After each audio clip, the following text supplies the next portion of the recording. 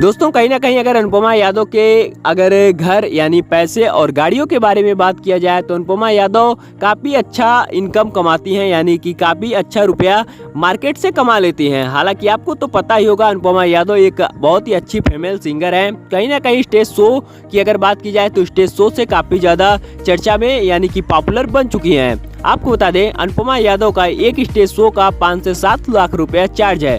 कहीं ना कहीं इनका हर महीने लगन में इनकी बुकिंग हमेशा होती रहती है। आपको बता दें अनुपमा यादव अभी बहुत जल्द ही एक महिंद्रा की थार रॉक्स ली हैं। हालांकि अगर उसके रुपए की बात की जाए तो 22 से 25 लाख के बीच इस टाइम थार रॉक्स आती है। और आपको बता दें अनुपमा यादव के पास ऐसी तमाम गाड़ियां हैं, स्कॉर्पियो से लेके फॉर्च्यूनर तक हैं, जो कि अगर इनके पास कार कलेक्शन की बात की जाए तो 1 से 1.5 करोड़ की इस टाइम इनके पास गाड़ियां हैं। तो आपको क्या लगता है अनुपमा यादव अगली नेक्स्ट कौन सी गाड़ी लेने वाली है? आप लोग नीचे कमेंट बॉक्स में जरूर बताइएगा। और अगर आप लोग को शिव कुमार बिक्कू का भी कलेक्शन जानना है तो आप लोग नीचे कमेंट बॉक्स में जरूर बताइएगा।